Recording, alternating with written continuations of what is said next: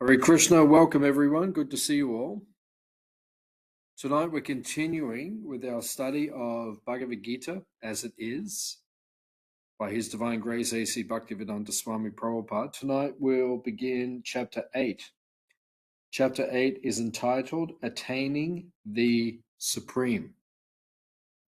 And the main topic of chapter 8 of the Bhagavad Gita, Attaining the Supreme, is how to die,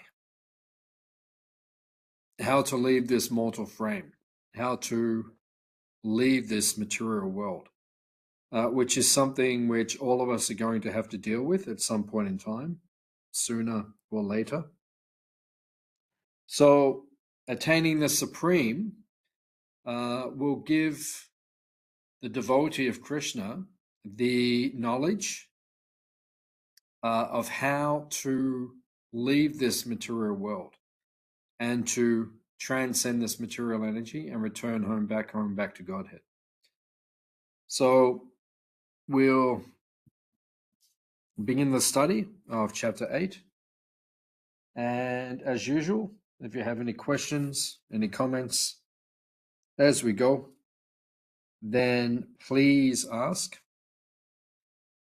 In Surrender Unto Me, Gurujan Prabhu writes, Arjuna will now inquire about the 6 terms Krishna used at the end of chapter 7, Brahman, Adhyatma, Karma, Atibhuta, Atideva, and Atijagya. Krishna describes them one by one in order in which Arjuna asked them about. Later in the chapter, Krishna also discusses Yoga Mishra Bhakti, devotional service mixed with yoga, Shuddha Bhakti, unmixed pure devotional service, and the factors that determine a soul's destination when it leaves the body. So text number 1. Arjuna inquired, O my Lord, O Supreme Person, what is Brahman? What is the self? What are fruitive activities? What is this material manifestation? And what are the demigods? Please explain this to me. So, Srila Prabhupada writes in the purport that in this chapter, Lord Krishna answers different questions, beginning with what is Brahman. Krishna also explains karma, devotional service, and yoga principles, and devotional service in its pure form. So the first question asked by Arjuna is, what is Brahman? So this is the basic topic or the basic question which must be answered first of all in spiritual life. In spiritual life, we must answer this topic and we must understand it clearly. In other words, we are not the body, we are the soul. And when you understand that you are not the body, but you are the soul, then you have begun spiritual life. At least Prabhupada says, at least theoretically. In theory, we must understand. We are not the body, we are the soul. And after theoretically understanding this point, right? After understanding it in theory, then we have to realize the point. We have to come to the understanding that we are not the body, we're the soul. We have to understand our spiritual essence. So this is the first question asked by Arjuna.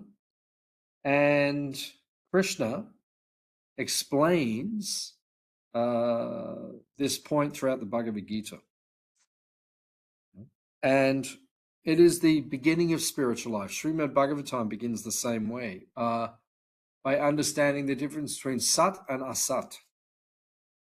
Sat means eternality. Asat means the temporary nature of this world. Asat means understanding that which is temporary or matter. Sat means to understand that which is eternal and spiritual. So a devotee needs to understand both. He needs to understand what is spiritual, what is material, and learn to differentiate. And in that way, one can advance in Krishna consciousness. Srila Prabhupada then says, Krishna is Purushottama, the Supreme Person, which means that Arjuna was putting these questions not simply to a friend, but to the Supreme Person, knowing him to be able to give definitive answers. So, if you want to understand the absolute truth, you need to approach Krishna or Krishna's representative, which is what Krishna mentions in the beginning of chapter 4 of the Bhagavad Gita. Evam parampara praptam imam rajashiyo vidu. That we understand the absolute truth by approaching Krishna's representative. We approach Krishna directly, and then we approach Krishna's representative if Krishna is not physically present. So this is the questions that Arjuna is asking, and here we're going to hear Krishna's answers one by one as we go through. So the Bhagavad Gita is questions and answers, perfect questions, perfect answers, and that's the way to understand the absolute truth properly. Text number 2. Who is the Lord of sacrifice? And how does he live in the body? O Madhusudana. And how can those engaged in devotional service know you at the time of death?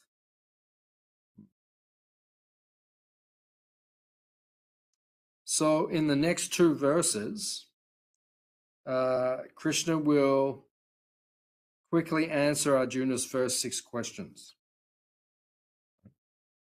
So we're going to hear Krishna's various answers to Arjuna. And then Arjuna's final question, which he's asked in the opening 2 verses, how can those engaged in devotional service know you at the time of death? That will become the major topic of this chapter of the Bhagavad Gita. How do we understand Krishna at the time of death? In other words, how to die, how to leave this material world. So, Srila Prabhupada writes, the word prayana kala is very significant because whatever we do in life will be tested at the time of death. What should be the position of those constantly engaged in Krishna consciousness at the final moment? How can a person fix his mind on Krishna's lotus feet at such a time? So, in spiritual life, we practice sadhana bhakti, Vaidhi sadhana bhakti, which means we follow guidelines or rules or regulations, how to serve Krishna. This is called, sadhana means practice. We practice devotional service. We practice serving Krishna. And the purpose of this practice is that so that we can remember Krishna at the time of death. That's why we do all our practice. That's why we chant the holy names of Krishna. That's why we perform sadhana bhakti, so that we can remember Krishna at the time of death. Right? It's all practice, right? Until we get to the point of spontaneous attachment, where we will just remember Krishna at the time of death. So this chapter will teach us the process and the principles of how to think of Krishna at the time of death. Prabhupada says, Lord of sacrifice may refer to either Indra or Vishnu. In answer, this is one of Arjuna's questions. Both Indra and Vishnu are worshipped by Jagya. But who is actually the Lord of Jagya, and how the Lord is residing within the body of the living entity? Arjuna addresses Krishna as Madhusudana, so that Krishna might kill the demoniac doubts that arise in Arjuna's mind. Actually, these questions, which are doubts, should not have arisen in the mind of a Krishna conscious devotee. So once again, we should understand that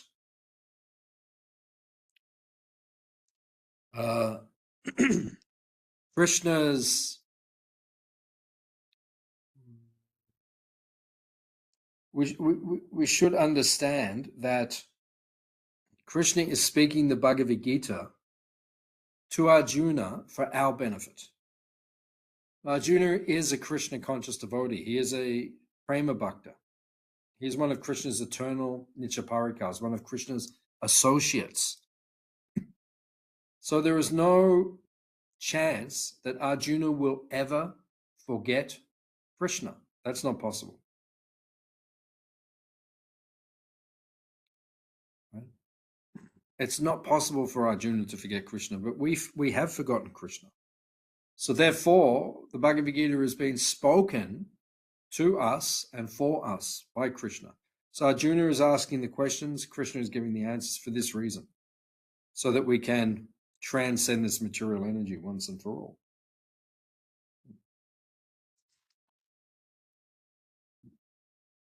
Text number 3. The Supreme Personality of Godhead said, the indestructible, transcendental living entity is called Brahman, and his eternal nature is called Adhyatma, the self. Action pertaining to the development of the material bodies of the living entities is called karma or fruitive activities.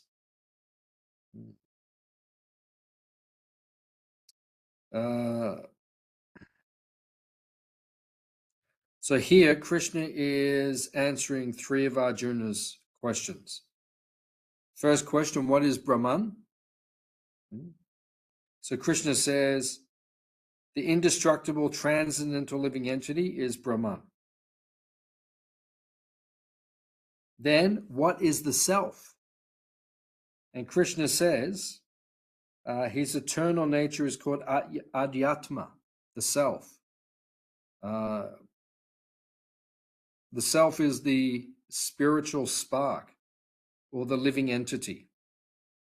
As Prabhupada says, the constitutional position of the living entity is different from the position he takes in the material world.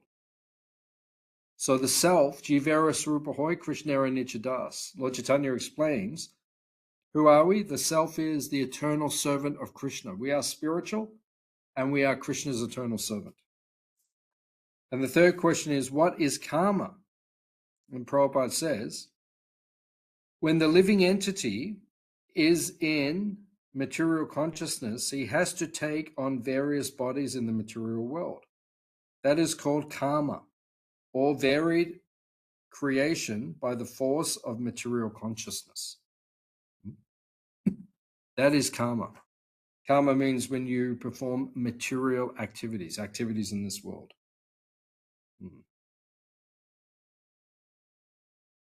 So Srila Prabhupada says in this verse, Brahman is indestructible and eternal. Beyond Brahman, there is Parabrahman. In material consciousness, the living entity tries to be the Lord of matter. But in Krishna consciousness, his position is to serve Krishna. When the living entity is in material consciousness, he takes on various bodies. That is called karma, or varied creation, by the force of material consciousness. So Krishna is answering these questions of Arjuna so that we can understand the absolute truth very concisely. Actually, in the the truth spoken concisely is true eloquence. Sometimes people speak, even in spiritual circles, they speak very, how do you call it? Very, in a very long-winded way. You know, they fluff or they go on and on. But actually, Krishnadas Kaviraj Goswami explains the truth spoken concisely is true eloquence. Right? That is true eloquence. So we should speak like that, and that's how Krishna is the perfect teacher. In the Bhagavad Gita, that's how Krishna speaks, eloquently, right? Concisely speaks the truth. So he's answered 3 of Arjuna's questions just in one shloka, one verse. Text number 4.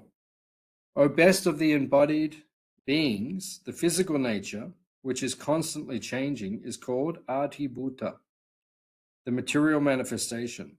The universal form of the Lord, which includes all the demigods, like those of the sun and moon, is called Adhidaiva. And I, the Supreme Lord, represented as the Supersoul in the heart of every embodied being, am called Adi Yagya, the Lord of Sacrifice. So,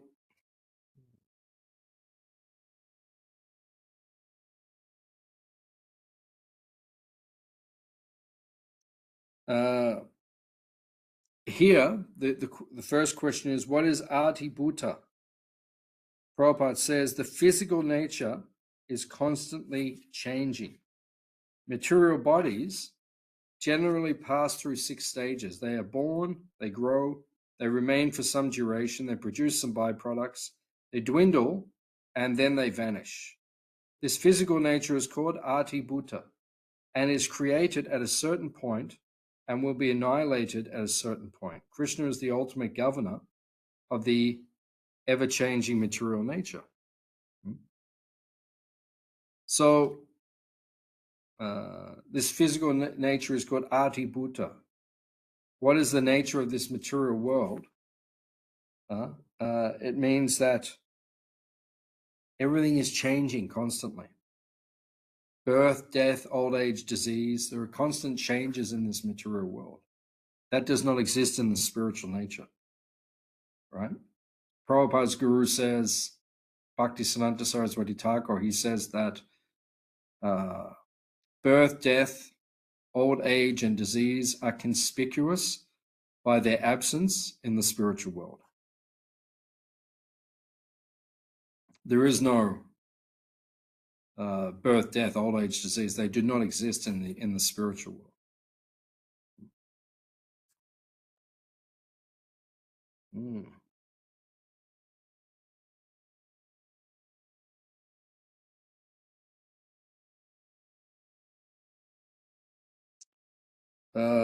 Then the second question in this verse is, what is Adhidaiva? Prabhupada says the conception of the universal form of the Supreme Lord, which includes all the demigods and their different planets, is called Adhidaivata. Srila Prabhupada further describes the universal form, the Adhidaivata Virat Rupa, in his purport to Bhagavatam 2.1.29. The conception of the Virat Rupa, or the gigantic form of the Supreme Lord, is said to include the dominating demigods as well as the dominated living entities. Even the minutest part of a living being is controlled by the empowered agency of the Lord. Since the demigods are included in the gigantic form of the Lord, worship of the Lord, whether in his gigantic material conception or in his eternal transcendental form as Lord Krishna, also appeases the demigods and all the other parts and parcels, as much as watering the root of a tree distributes energy to all of the tree's outer parts. Consequently, for a materialist also, Worship of the universal gigantic form of the Lord leads to the right path. One need not risk being misled by approaching many demigods for fulfillment of material desires. The real entity is the Lord Himself, and all others are imaginary, for everything is included in Him. So what is Adideva? It is the universal form. It is this universe, which includes all the different demigods on the different planets. Adidevata. So this is Krishna's creation.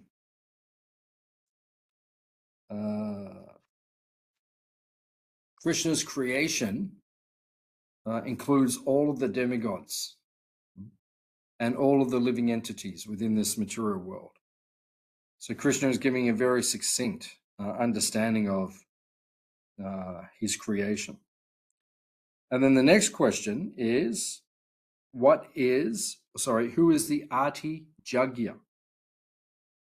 Prabhupada says, present in the body, along with the individual soul, is the super soul, a plenary representation of Lord Krishna. The super soul is called the Paramatma, or Ati Jagya, and is situated in the heart.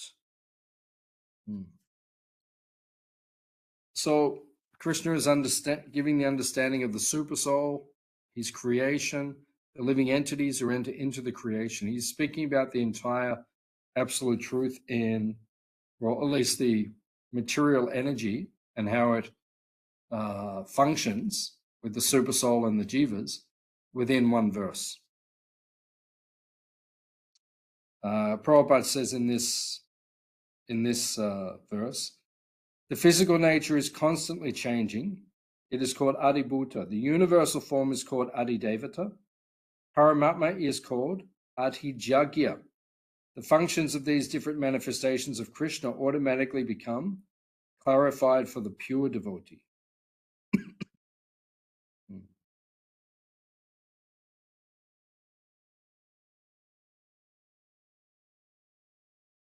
So we're getting an understanding of how this material world works so that we can become detached from it.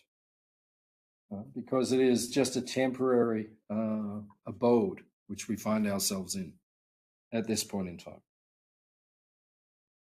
Okay, text number 5. And whoever at the end of his life quits his body, remembering me alone, at once attains my nature. Of this there is no doubt. So for the next group of verses, from text 5 to text 8, these 4 verses, Krishna is going to answer Arjuna's question, what is the result if one thinks of Krishna at the time of death?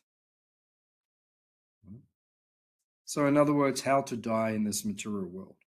This is the subject matter of the rest of this chapter basically, and especially the next 4 verses. Krishna will answer this question. So Srila Prabhupada writes, the word smaran, remembering, is important.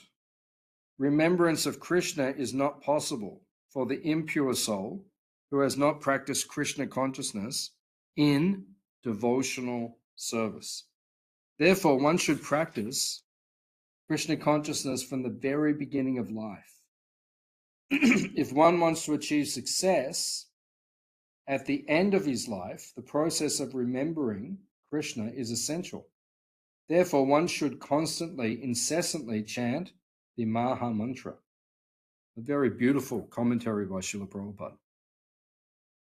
Prabhupada. We should practice throughout our life remembering Krishna. Prabhupada says the best is that from the beginning of our life, we practice remembering Krishna. Of course, many of us do not take to the process of Krishna consciousness until later in life. So as Prabhupada points out, it's not how you begin the race, it's how you finish the race. So even though we have not practiced throughout our life remembering Krishna, at the end of our life, if we practice remembering Krishna, then we can go back to him.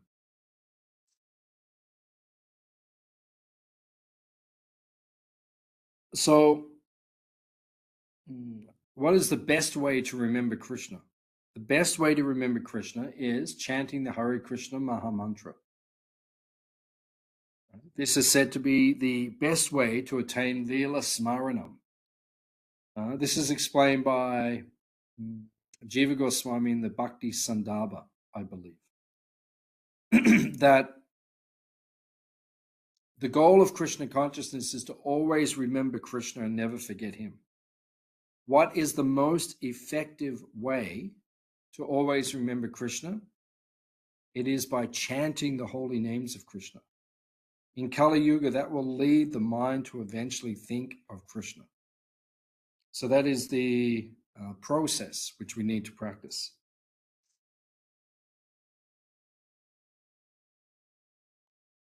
Prabhupada says in the purport that Lord Chaitanya has advised that one be as tolerant as a tree. There may be so many impediments for a person chanting Hare Krishna. Nonetheless, tolerating all these impediments, one should continue to chant Hare Krishna, so that the end of one's life, one can have the full benefit of Krishna consciousness. So that is the system. The system is that we practice remembering Krishna throughout our life, which means we have to chant the holy name of the Lord constantly. In a humble state of mind, being more tolerant than a tree, offering respect to others, not expecting respect for ourselves.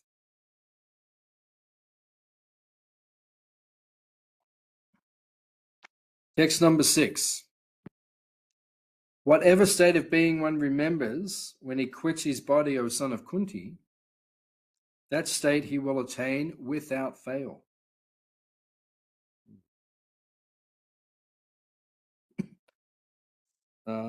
So Prabhupada explains in the purport that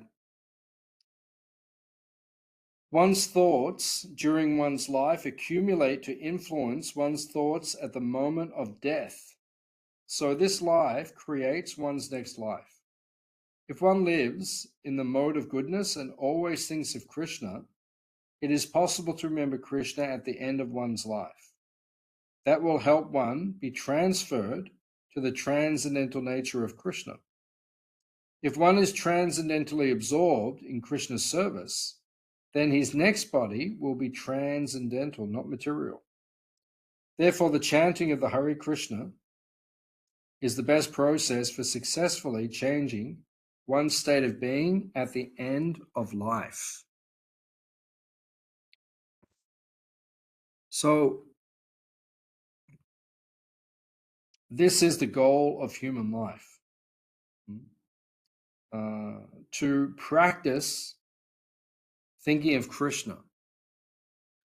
It is a practice which we need to practice during our life. So whatever you are thinking of during your life, or in other words, when you're in distress, and the time of death is a very stressful time, when we're during our life, we will take shelter in our mind of certain things during stressful situations. So when we're feeling stress, our mind will take shelter of particular things in order to assist us, in order to give us comfort. So we have to practice during our life taking shelter of Krishna, so that at the time of death,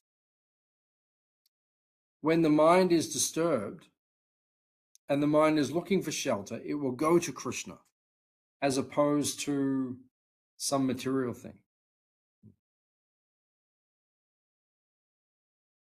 So it's an art, it's a science, it's a practice. And we have to gradually practice remembering Krishna. So at the time of death, our mind will go to Krishna. Prabhupada writes that Maharaj Bharata, although a great personality, thought of a deer at the time of his life. And so in his next life, he was transferred into the body of a deer. Although as a deer, he remembered his past activities, he had to accept the animal body. Of course, one's thoughts during the course of one's life accumulate to influence one's thoughts at the moment of death. So this life creates one's next life. If in one's present life one lives in the mode of goodness and always thinks of Krishna, it is possible for one to remember Krishna at the end of one's life. That will help one be transferred to the transcendental nature of Krishna. If one is transcendentally absorbed in Krishna's service, then his next body will be transcendental, spiritual, not material.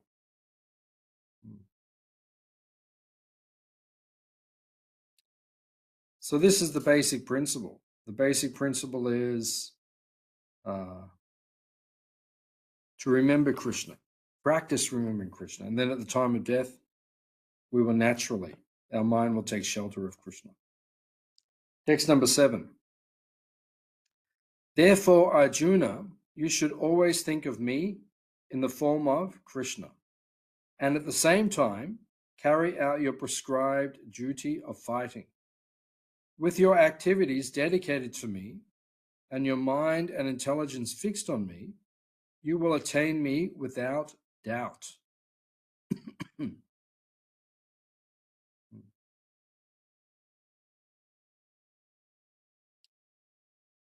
Prabhupada says in the purport that this instruction is very important for all men engaged in material activities. The Lord does not say one should give up prescribed duties. One can continue them and at the same time think of Krishna by chanting. This will free one from material contamination and engage the mind and intelligence in Krishna. By chanting, one will be transferred to Krishna Loka without a doubt.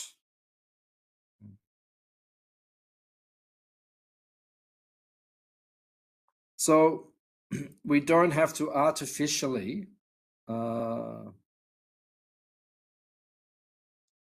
give up activities and attempt to engage in meditation and fixing the mind on Krishna, which is recommended and it's also possible, but it's very difficult for a neophyte spiritual practitioner.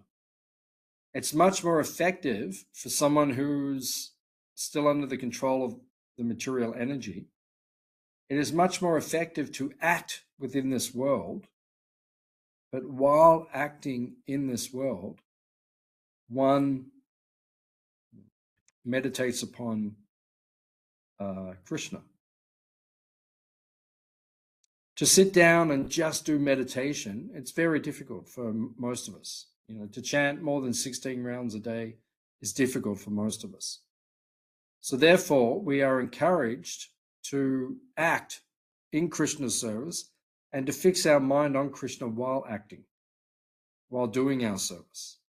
And if we do this, and we become adept in thinking of Krishna at the time of death, it will be easy to think of Krishna.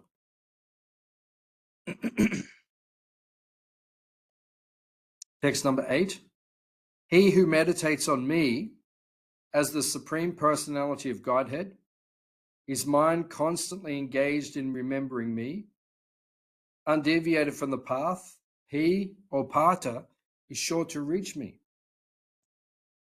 Prabhupada says in the purport that in this verse, Krishna stresses the importance of remembering him. One's memory of Krishna is revived by chanting. By chanting, one's ear, tongue, and mind are engaged. This mystic meditation is easy to practice and it helps one attain Krishna.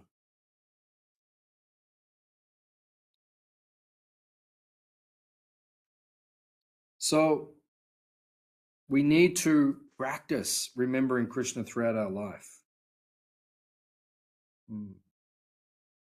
And the best way, as Prabhupada points out, the most effective way to focus on Krishna is to chant the holy names of Krishna.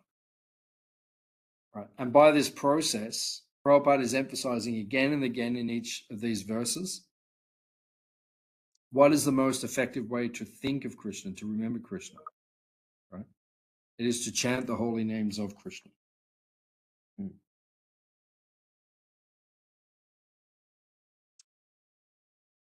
Text number 9. One should meditate on the Supreme Person as the one who knows everything, as he who is the oldest, who is the controller, who is smaller than the smallest, who is the maintainer of everything, who is beyond all material conception, who is inconceivable, and who is always a person. He is luminous like the sun, and he is transcendental beyond this material nature.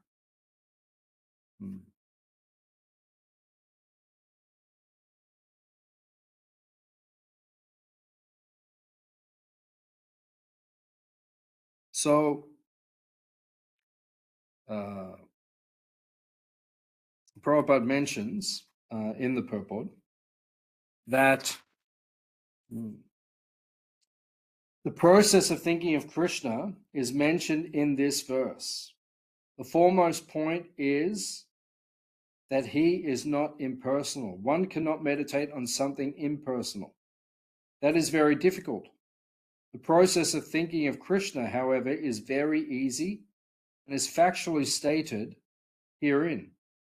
Therefore, intelligent persons avoiding speculation should accept what is stated in the Vedas, Bhagavad Gita and Srimad Bhagavatam, and follow the principles they set down. This will lead one to understanding.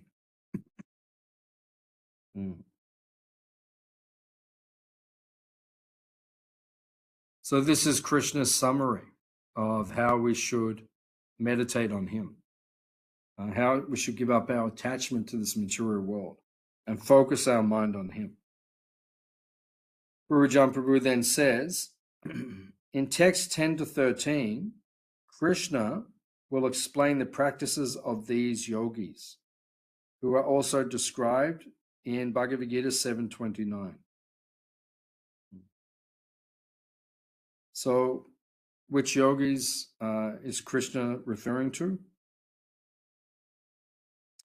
Those whose bhakti is mixed with aspirations of a yogi seeking liberation from the cycle of birth and death.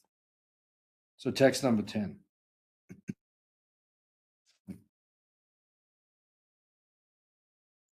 One who, at the time of death, fixes his life air between the eyebrows and, by the strength of yoga, with an undeviating mind, engages himself in remembering the Supreme Lord, in full devotion will certainly attain to the Supreme Personality of Godhead.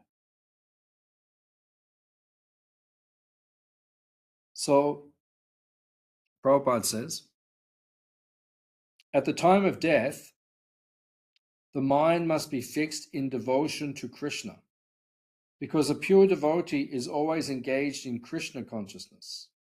At death, he can remember Krishna by his grace.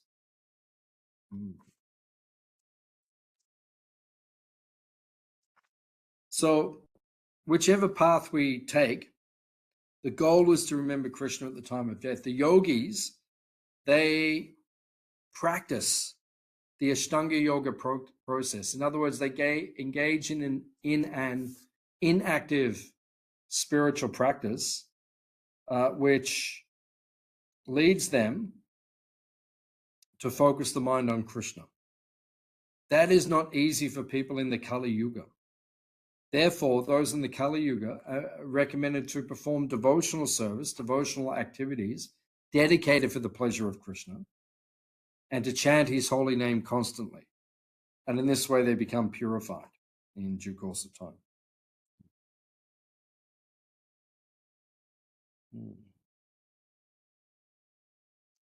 Text number 11. Persons who are learned in the Vedas, who utter Omkara, and who are great sages in the renounced order, enter into Brahman. Desiring such perfection, one practices celibacy. I shall now briefly explain to you this process by which one may attain salvation.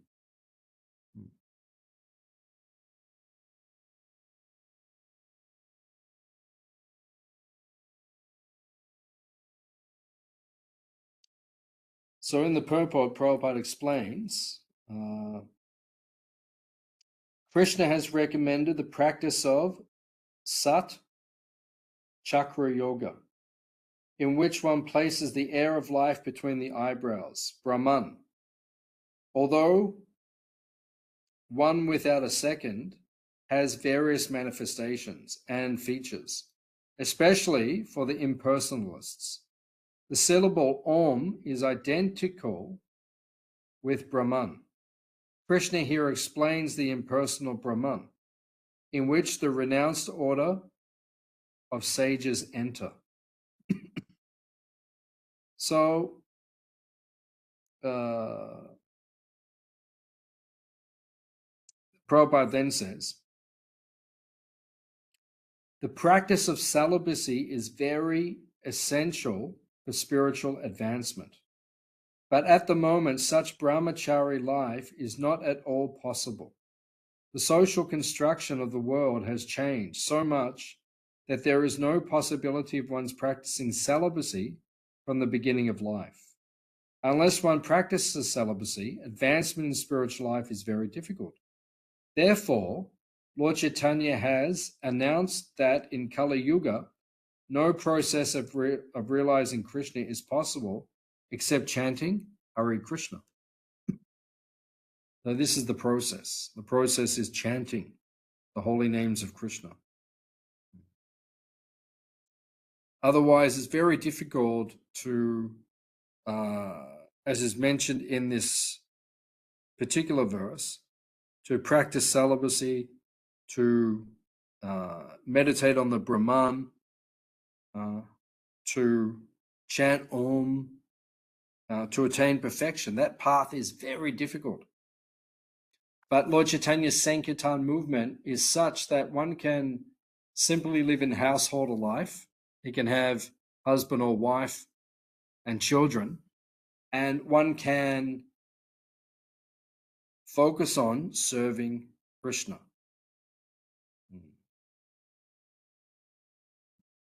So one can live in this world, dedicate his life to serving Krishna, and one can attain perfection. That is the simplicity of the practice within this day and age.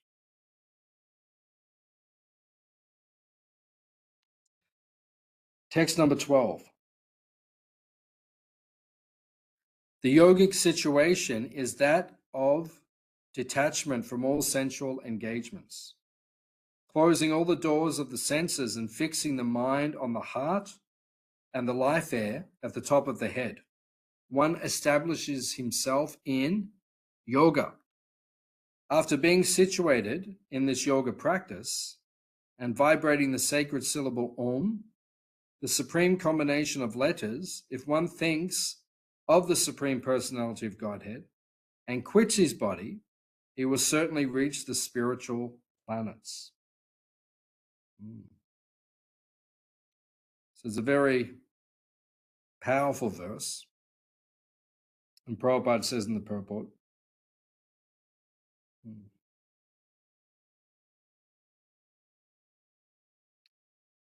Om, Brahman, and Krishna are not different.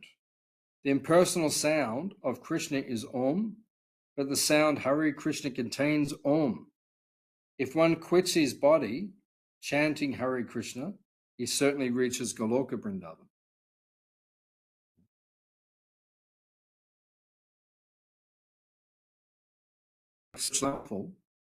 And it is the sound vibration which represents the Supreme.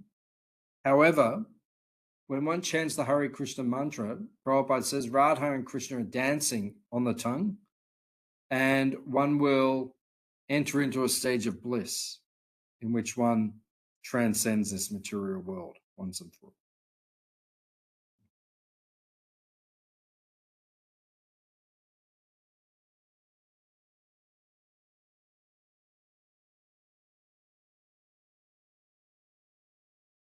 Text number 14.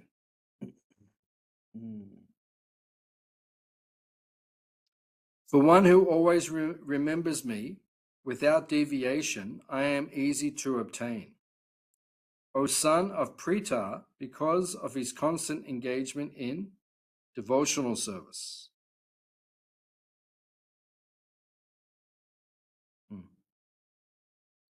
So Prabhupada mentions in the purport that this verse especially describes the final destination attained by the unalloyed devotees who serve the Supreme Personality of Godhead in Bhakti Yoga.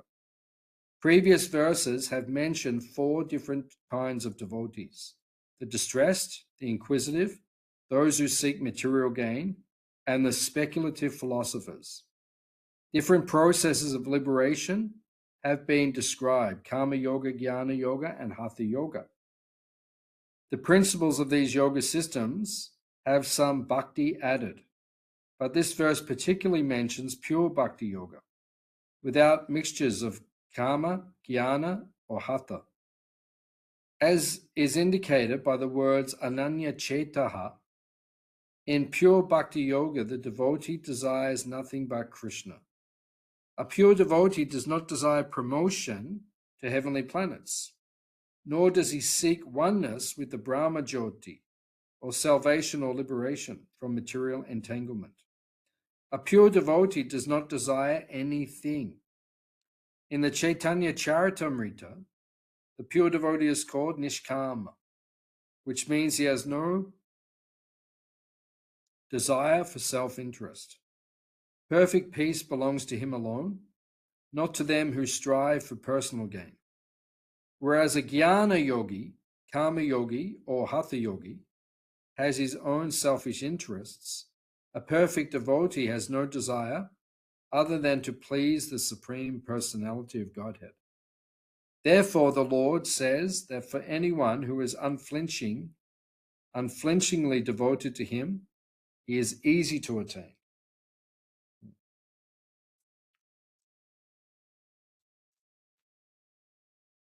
So Prabhupada explains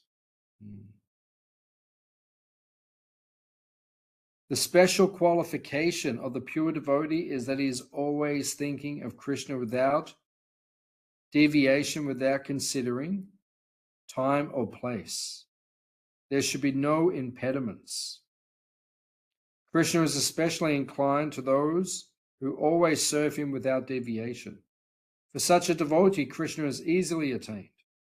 Krishna cannot forget his pure devotee for a moment. This is the great blessing of chanting the Maha Mantra. Right? So Krishna cannot forget us for even a moment. And for a devotee, there is no impediment. Nam namakari bahuda nija savashaktis tatrapita niyamitaha smaranena kalaha etadrishi tavakripa bhagavan mamapi tudaiva midrisham ihajani nanuragaha.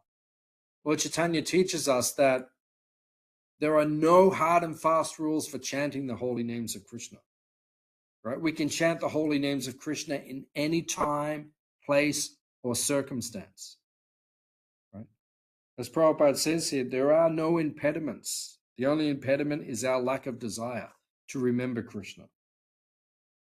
So by chanting the holy name, then we can fix our mind on Krishna in all places at all times. Text number 15. After attaining me, the great souls who are yogis in devotion never return to this temporary world, which is full of miseries, because they have attained the highest perfection.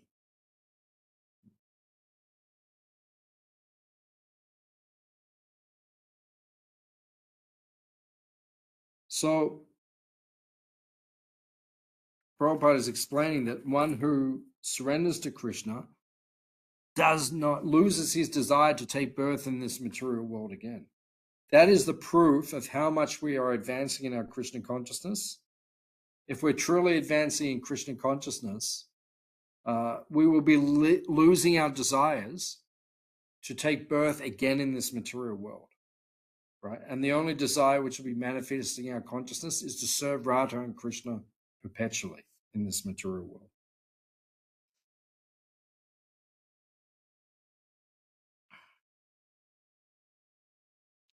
And the final verse for tonight, verse number 16.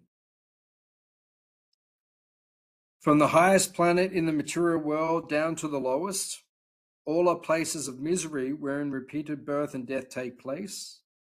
But one who attains my abode, O son of Kunti, never takes birth again.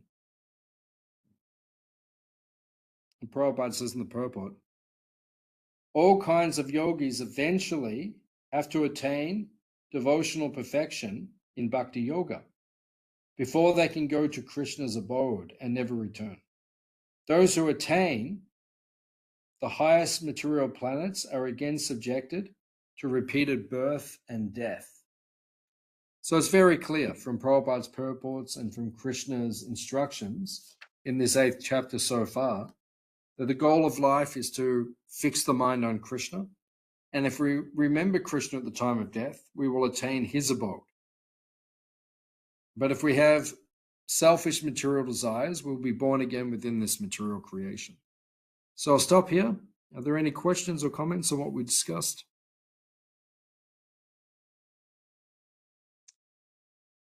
Thank you all for coming. We'll see you next week. Srila Prabhupada Ki Jai. Hare Krishna. Hare Krishna. Thank you. Hare Bol.